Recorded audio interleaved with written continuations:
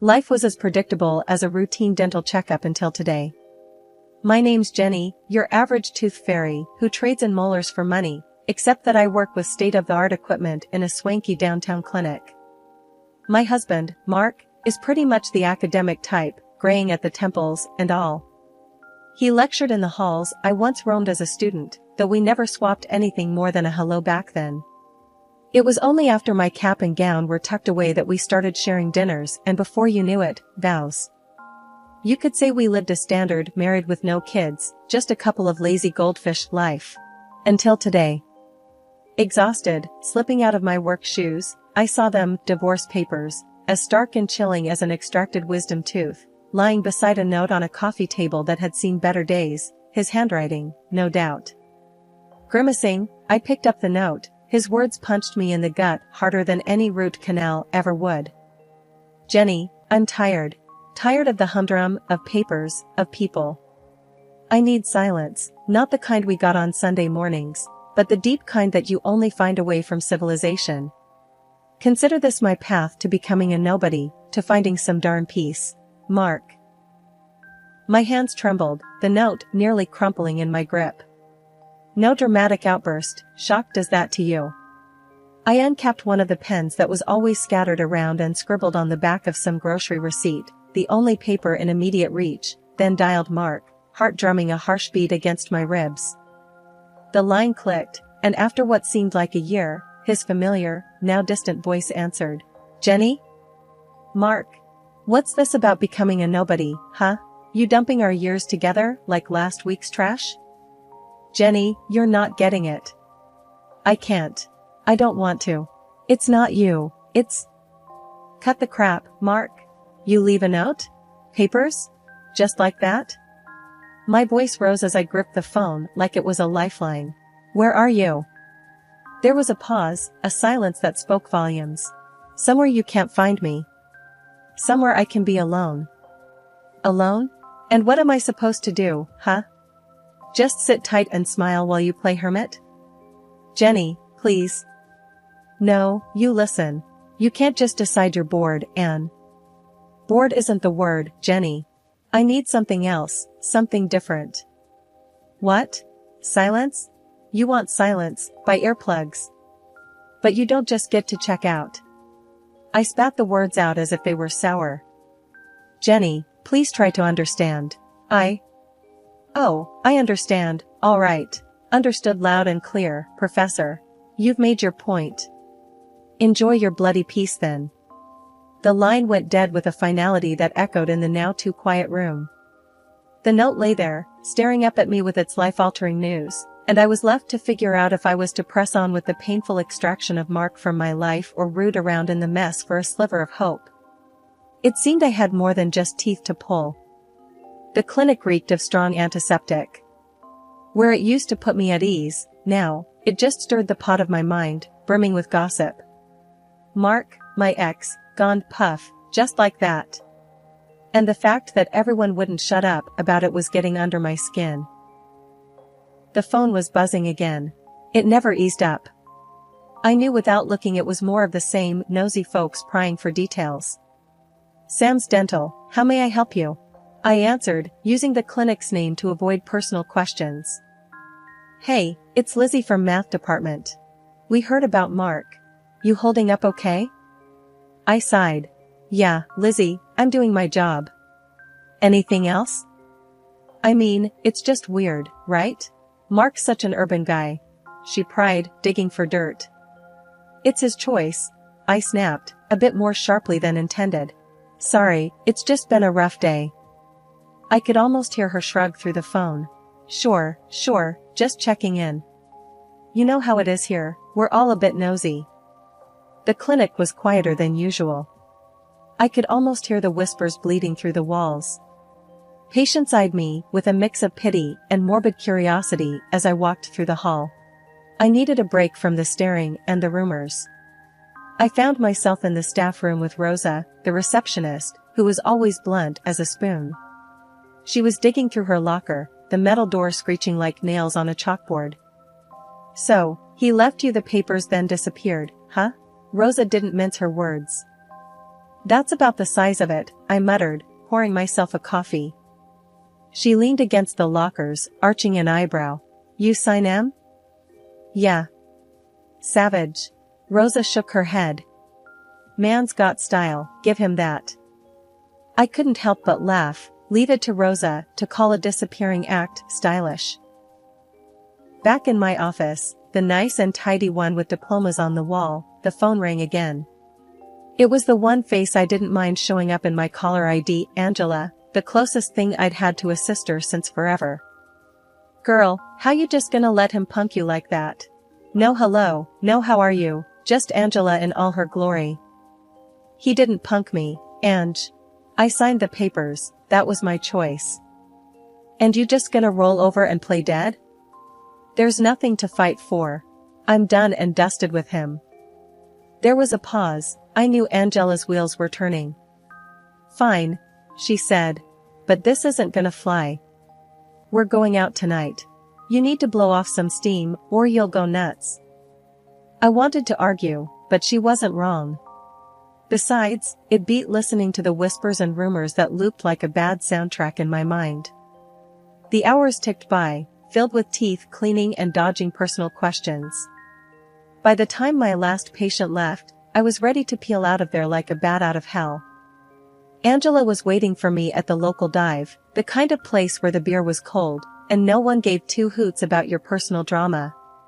I walked in and spotted her straight away, waving enthusiastically. What's kicking, chicken? She greeted me, sliding over a glass of something strong. Hey, Ange. Just the usual circus. I gulped down the drink, welcoming the burn. We talked, or rather, she talked, and I tried to forget. It worked, mostly. The clink of glasses and Angela's hearty laughter were a good combo. It was late when we said our goodbyes, just outside the bar. The night was dark, the wind was cold, and once inside my car, I realized something. I felt lighter. Like dropping off a heavy suitcase I'd been lugging around. The years had rolled by like series of silent movie frames. That old bitterness about Mark, it was more or less a faint echo these days. I mean, life had to move on, right? I shifted gears somewhere along the line, and now things were steady. You could say I was living the quiet life, except for the occasional siren wail, thanks to my new husband, Tom, the cop. Tom was good people. A chuckle in a uniform, you might say. He had this knack, for turning a crappy day around with just a smirk and a joke that was so bad it circled back to being good. Then there was Joey, our little typhoon in toddler form. 3 years old and already the boss of the household. If joy came in human form, it was him, no contest. One pretty normal Tuesday, I was in the kitchen, fighting with the wrapper of a macaroni box. That's when Tom ambled in, his uniform looking like it had seen better days. He planted a kiss on my cheek, still sparking a little zing even after all these years, and ruffled Joey's hair. Hey, bud, how was your day with Mom? He asked Joey, who was smashing a toy truck into the linoleum. Joey's answer was a happy shriek and more enthusiastic truck smashing. I'm starting to think he's going to follow in your footsteps, I said, finally getting the box open and emptying it into the simmering water. Tom's beeper suddenly blared, ruining the moment. He checked it and grimaced. Looks like the station needs me. Some brawl at the bar downtown. Geez, Tom. Stay safe, will you?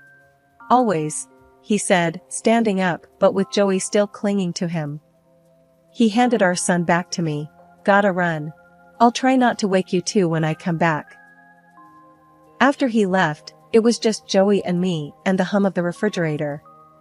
Joey babbled something about Dada, and I couldn't help but feel a twang in my chest. Sure, I had Tom and Joey, a solid job, a roof over my head. But sometimes, when Tom's cruiser pulled out of the driveway, or when Joey's laughter filled a room, I'd remember I once had a different life, a different partner in the dance. Come on, champ, I told Joey. Let's tackle that mountain of blocks like we're the king and queen of the castle. And as I built flimsy towers for Joey to knock over, laughing all the while, I realized I'd turned over more than just a new leaf. I'd started a whole new chapter. And you know what? It looked pretty damn good from where I was sitting. As the flat screen on the wall spat out images with quiet contempt, there was Mark, my ex, hunched over on a patch of green. The grass was probably crumpled under him, matching his wrinkled linen shirt. I hadn't seen him in years, not since he traded our life for silence and dirt paths. Those journalists were eyeing him like he was a prize pig at the fair, each waiting for their turn. Mark fiddled with strands of his wild beard as he leaned into the microphone.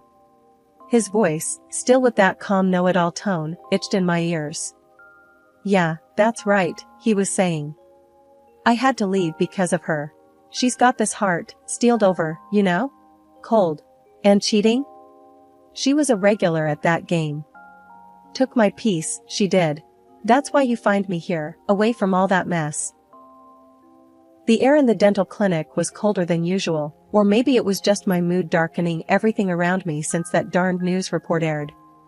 I slammed my locker shut, trying to shove away the clutter of whispers and side glances that had infested the office like bad breath. It wasn't just the sterile smell of mint and disinfectant lingering, it was the stench of gossip. Thanks to my ex, Mark, I was the new plaque everyone wanted to scrape off.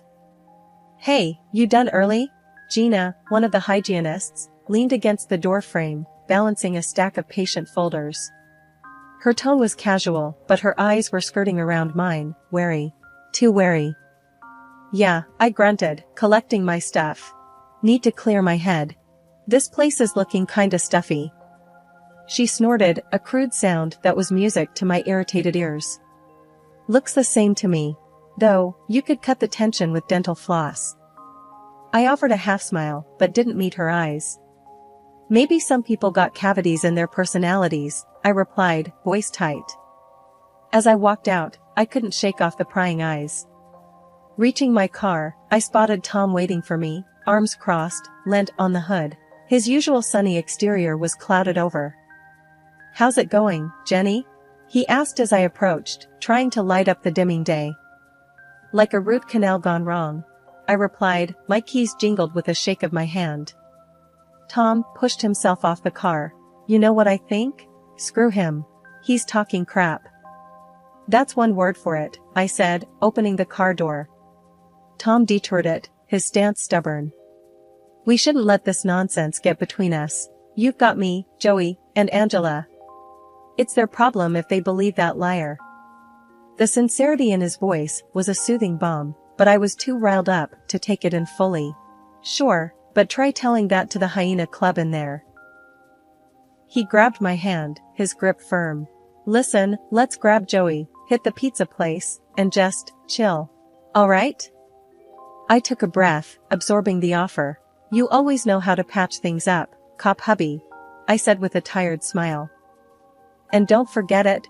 He flashed a grin, the kind that could make a dentist proud. But before we could continue, a call cut through our bubble. "Mommy." Joey came sprinting across the parking lot, his babysitter trailing behind. The little guy wrapped around my legs, a toddler tornado.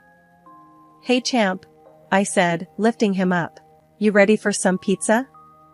"Pizza, pizza," Joey chanted, any worry about the day's drama lost in his innocent cheer. I glanced back at the clinic once Joey and Tom were settled in the car, a cold laugh escaping me. To hell with them. Let's go have some real family time. Tom revved the engine, a mischievous spark lighting his eyes. "No looking back, babe, that's the rule." "Got it, boss," I said, and as we drove off, Joey's giggles, the only sound I cared about, I felt the heaviness shed bit by bit. It was just another crappy chapter in the novel of life, one that I'd darn well write myself. No ex-husband was going to taint my reflection, not anymore. I was still reeling from another day's work when she cornered me. Jasmine, the new intern, was kind of edgy since the day she stumbled in, but today, she was all jittery. So there I was, peeling off my gloves, and she comes up real close, smelling like antiseptic and fear. "Doc, I gotta talk to you," Jasmine said, her voice as shaky as a beaten-up washing machine. "What's up?" I was already thinking about the pile of paperwork waiting to claw at my evening. It's about Mark. I heard the other nurses saying you were married to that guy. Her eyes darted around the room as if afraid the walls would grow ears. Yeah, what about him? I tossed the gloves and reached for my coffee, gone cold hours ago. I was a student when he was teaching. He wasn't just giving lectures, if you know what I mean. Her voice took a dive, like someone had yanked the volume down. He did stuff. Bad stuff. I felt something raw and bitter twist in my gut. Stuff? I asked, hoping for some vague rumor I could dismiss. He was handsy, you know, with me. And with others. We were just a bunch of scared kids, and he liked that power. Jasmine spat the words out like they were poison. My grip on the mug tightened. Why are you telling me this now? Because I saw him on TV, acting all holy and repentant. I couldn't stomach it. I threatened to expose him, and then he vanished. That coward, I hissed. The mug in my hand cracked, coffee seeping through the spiderweb crevices to drip onto the floor. He told everyone he left 'cause of you and some grand spiritual quest. But that's bull. He fled 'cause I had proof of what he did. The texts, the creepy late-night calls. That's a big claim, Jasmine, I managed to say, my throat dry as sawdust. You got any of that proof on you? Yep, she said, a grim satisfaction in her tone. She hauled out her phone, a cheap thing with a cracked screen, and flicked through messages until she shoved it under my nose. There it was, in black and white. A whole sordid history laid out in texts and emails. I read, every word a punch in the gut. When I was done, I looked up. I'm sorry, for what it's worth. Thank you for coming forward. We gonna do something about it? She asked, tough as nails now. Absolutely, I said, feeling a flame of anger kindling inside me. And as we plotted revenge on the man I once called a husband, the man who had fooled us all, I felt a grim kind of satisfaction. This was going to be messy, but hell, it was about time some dirt got cleaned up around here. I stood there in the clearing, staring at the man I once called my husband. There he was, Professor Mark, looking every bit the wilderness prophet with a graying beard and a flock of adoring followers. His eyes flashed over me, a brief flash of recognition before his face settled into that infuriating calm. Jenny? What the hell are you doing here? His voice had that familiar sharp edge. Just wanted a chat, Mark. A cozy catch-up between exes. Never thought I'd find you playing guru, I said, squinting at the half-naked followers prancing around. He crossed his arms, a smirk playing on his lips. To what do I owe the pleasure? I cut to the chase. That trash talk on TV, really, Mark? Cruel and unfaithful. You sure have a way with fiction. He shrugged, the same old nonchalant shrug that drove me up the wall. Needed a story, didn't I? Playing the victim pays the bills. I couldn't help but laugh, bitter and sharp. And here I thought you ran off to find inner peace. His audience looked on, starving for some drama. He was unfazed. Gotta give the people what they want. Yeah, but at my expense? I felt that familiar anger bubbling. And there's another thing, about Jasmine. His face lost color for a second, but then he barked out a laugh. Jasmine? That kid had nothing on me. His nerve was something else. Without breaking eye contact, I slid out my phone. Actually, she did. He squinted at the screen as I flicked through the messages Jasmine had sent me. Threats, creepy come-ons, the whole 9 yards. Mark tried to grab the phone out of my hands, but then Tom appeared next to me. The message of protection couldn't have been clearer if he was wearing a flashing sign. It made me feel safe and furious all at once that I needed it. Look, everyone, Mark's voice broke through the silence, all smooth and soothing like one of those late-night radio hosts. This is all a big misunderstanding, all right? My ex here, she's got it in for me, that's all this is.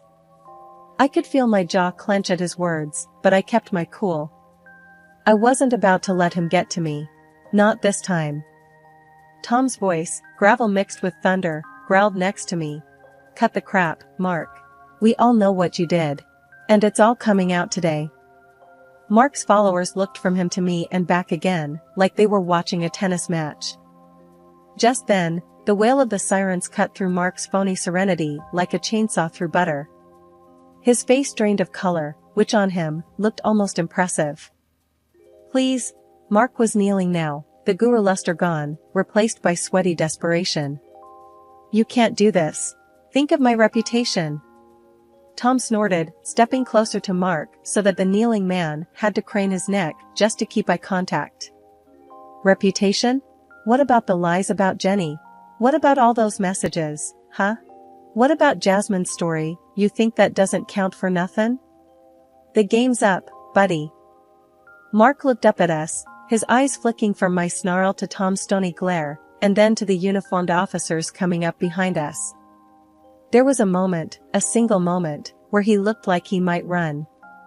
But Mark didn't run. He just sat there on his knees, looking up. Looking like he knew that the tides had indeed turned. The followers were mumbling among themselves now, backing away from their fallen idol, their murmurs building like waves before a storm. Then, one of the cops stepped forward, flipping open a notebook. Are you Professor Mark Thompson? He asked, his tone neutral. Mark just nodded, his voice squeaking like a rusty hinge. Yes, sir. The officer glanced at me, then at Tom. We're going to need to take him in, he said, as if asking for permission. Tom just gave a short nod, and I felt my heart kick up a notch. This was it. Mark shot one last desperate look at his disciples. I'm being set up, he yelled, hoping for sympathy, salvation. But seeing the truth staring back at him from the scattered glances of the crowd was the nail in the coffin of any sympathy he hoped for. The cop cuffed him with all the flair of someone clocking in for a routine shift. Mark Thompson, you are under arrest. The clink of the cuffs was like the sweetest music, and that's when I knew, for sure. The tides hadn't just turned, they'd flipped, completely. Tom wrapped his arm around me as we watched Mark being led away. The scene felt almost surreal.